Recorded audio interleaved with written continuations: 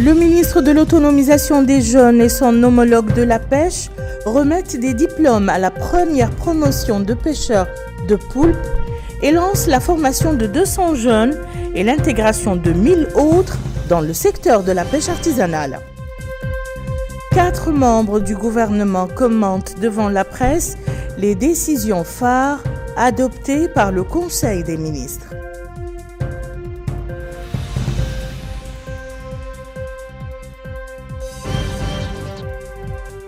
Nouakchott abrite un colloque sur les droits de l'homme et le rôle de la société civile dans le dialogue national.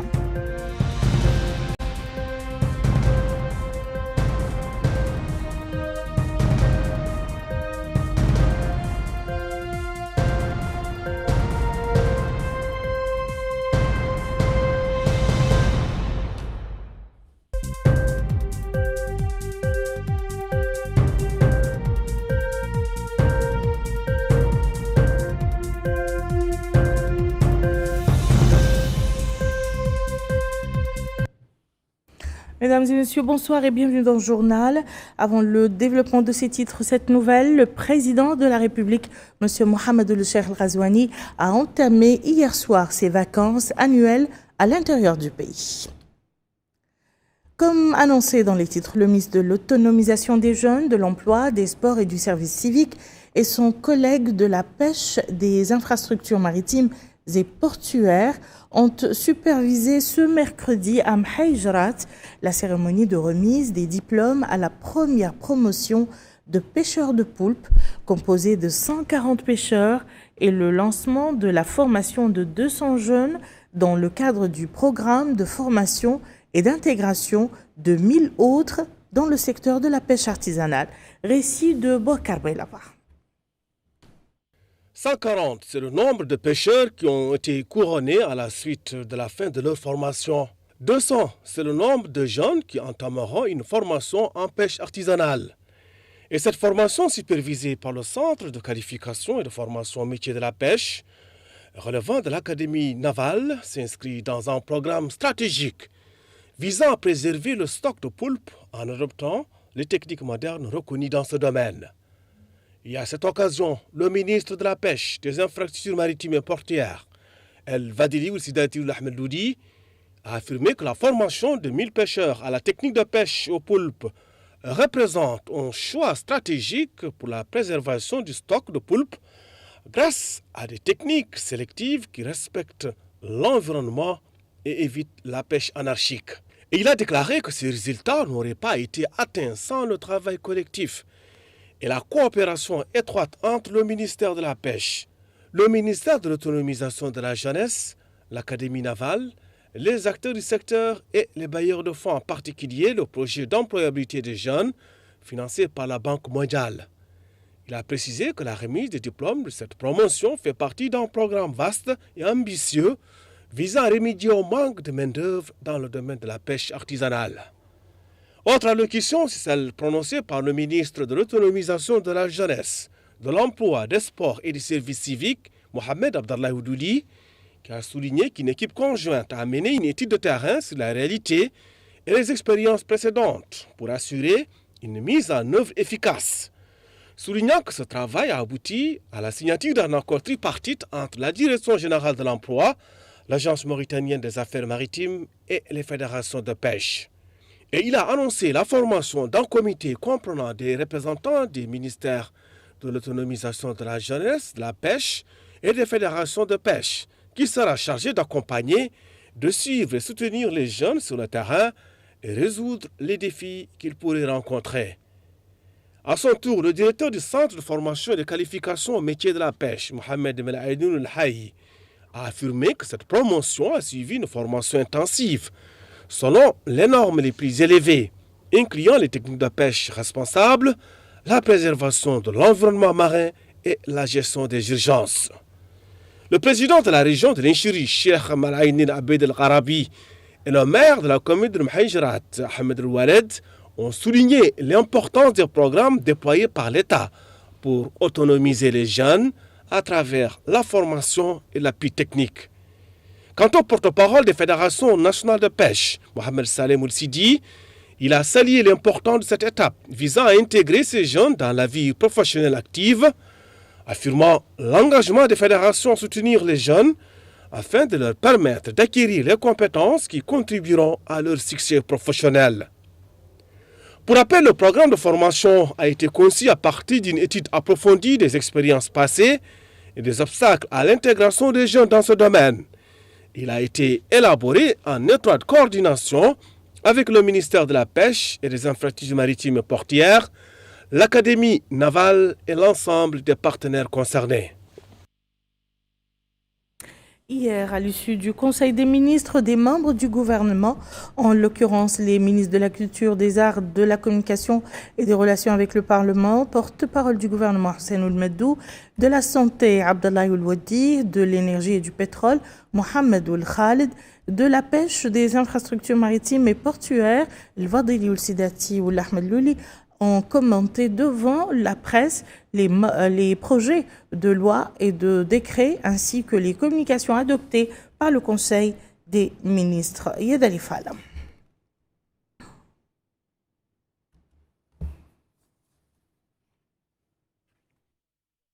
Dans la pharmacie, les douanes, les partenariats publics-privés pour une centrale solaire éolienne de 60 MW ainsi que l'évaluation de la stratégie de développement durable des pêches maritimes. Le ministre de la Santé, intervenant en premier, a présenté un projet de loi modifiant 40 articles de la législation pharmaceutique dans le cadre de réformes en cours. Ce texte renforce le contrôle de la chaîne des médicaments, impose des points d'entrée uniques, aéroport de Nouakchott et port de l'Amitié, améliore la traçabilité grâce à 2 plateformes numériques et durcit des sanctions, notamment pour exercice illégal de la pharmacie. Le ministre a également mentionné l'opérationnalité du laboratoire national de contrôle qualité, désormais doté d'un nouveau siège. Le ministre de l'Énergie a de son côté détaillé le projet de centrale hybride solaire éolienne de 60 MW confié à Iwafrica pour 15 ans via une société de droit mauritanien. D'un coût de 287 millions de dollars, ce projet sera complété par 2 autres centrales. Une photovoltaïque de 160 MW à Nouakchott et une éolienne de 60 MW à Boulay-Noir, avec un stockage par batterie. Ces projets visent à combler les déficits énergétiques nationaux, a-t-il dit. Le ministre de la Pêche a présenté le bilan de la stratégie 2020-2024 pour les pêches maritimes. Celui-ci, a dit le ministre, a permis d'atteindre 1,5 million de tonnes pêchées en 2024, dont plus d'1 million exportées, générant 41 milliards d'ouguiya.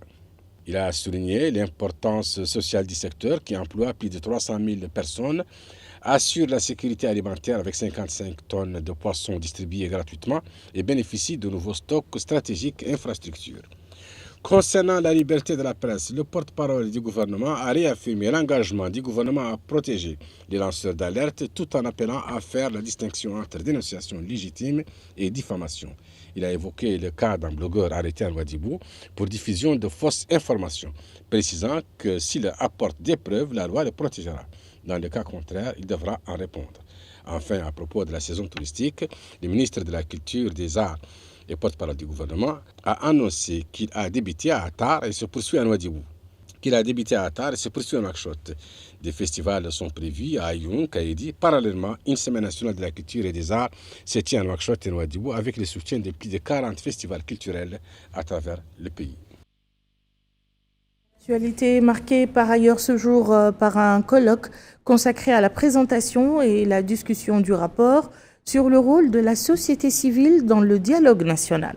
Des experts dans le domaine des droits de l'homme et de la promotion de l'éducation civique ont échangé sur le sujet. Aminata Khan nous en dit plus. L'objectif de cette rencontre est de restituer le rapport du groupement mauritanien pour l'action civile sur l'action de l'espace civil mauritanien en 2023. La rencontre a été animée par des experts spécialisés dans le domaine des droits de l'homme ainsi que la contribution des acteurs de la société civile dans le renforcement de la paix sociale. Présent à la rencontre, le directeur des relations avec la société civile au commissariat aux droits de l'homme et à l'action humanitaire a indiqué que le département a mis en place une stratégie pour travailler de concert avec les organisations de la société civile conformément à la loi mise en place en 2021. Il a ensuite indiqué que le travail des organisations de la société civile va permettre le développement social, mais aussi l'intégration d'une paix sociale durable dans notre pays. Lui succédant, le président du Rassemblement mauritanien pour le travail social, Mohamed Ould Zanagui, a indiqué que la présentation de ce rapport devant des experts spécialisés en droits de l'homme va permettre de suivre le débat autour du rôle de la société civile dans le dialogue national en partenariat avec tous les acteurs concernés par la question. Il est à noter qu'au cours de la journée, plusieurs autres participants se sont exprimés. Ils ont tous axé leurs interventions sur le rapport 2023 du Rassemblement mauritanien pour le travail social. Les lauréats parmi la frange des non-voyants aux différents concours nationaux ont été primés aujourd'hui par l'association de parrainage et d'enseignement des aveugles, une cérémonie au cours de laquelle des distinctions ont été également décernées aux personnalités qui ont contribué au succès du cursus des gratifiés. Bokar Boylaba. La prise en charge des personnes aveugles est au cœur des efforts de l'État et des associations dont la mission est de proposer des accompagnements personnalisés pour aider ces personnes à surmonter les défis liés à leur handicap et développer leur autonomie. D'ailleurs, certains d'entre eux se sont illustrés dans divers concours nationaux. L'occasion pour le directeur adjoint chargé des relations avec la société civile, Mohamed Mahmoud Saïd Ibrahim, de souligner les efforts déployés par l'État pour soutenir ces personnes aux besoins spécifiques, qui prend la forme d'une prise en charge et l'éducation. À cela s'ajoutent des programmes d'intégration sociale et professionnelle. De son côté, le président de l'association pour la prise en charge et l'éducation des personnes aveugles, Mokhtar Ould Salahi, a lui aussi pris la parole pour souligner les efforts dans la facilitation de l'accès à l'emploi, à l'éducation et à la participation à la vie sociale pour les personnes atteintes de déficience visuelle. Le président de la Fédération mauritanienne des associations nationales de personnes handicapées, l'Hbous Eid, a loué les efforts déployés par l'État pour la prise en charge de ces personnes et le rôle des associations pour informer le grand public sur les réalités du handicap visuel et leur acceptation dans la société. Parmi les lauréats figure un élève ayant remporté le concours de première année du collège, un autre ayant obtenu son brevet, une étudiante ayant obtenu le diplôme de licence à l'université de Nouakchott. Et on referme ce journal par la pluie avec les auteurs enregistrés la veille dans certaines localités du pays.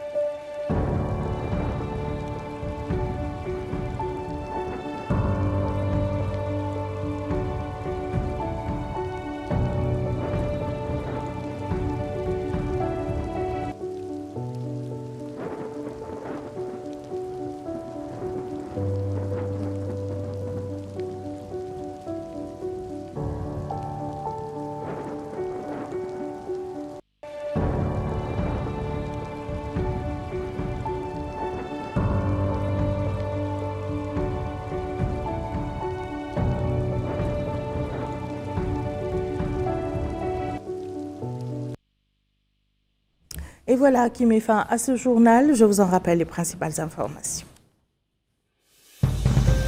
Le ministre de l'Autonomisation des jeunes et son collègue de la pêche remettent des diplômes à la première promotion de pêcheurs de poulpe et lance la formation de 200 jeunes et l'intégration de 1000 autres dans le secteur de la pêche artisanale.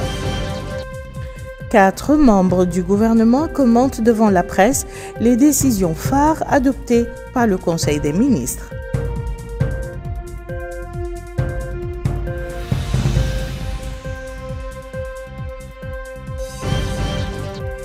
Nouakchott abrite un colloque sur les droits de l'homme et le rôle de la société civile dans le dialogue national.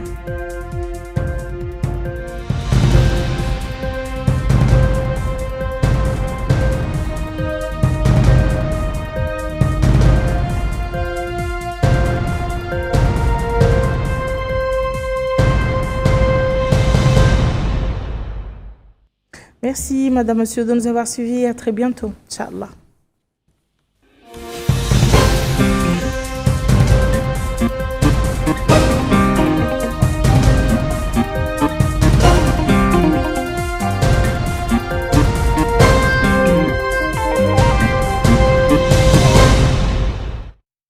تعرض حصيلة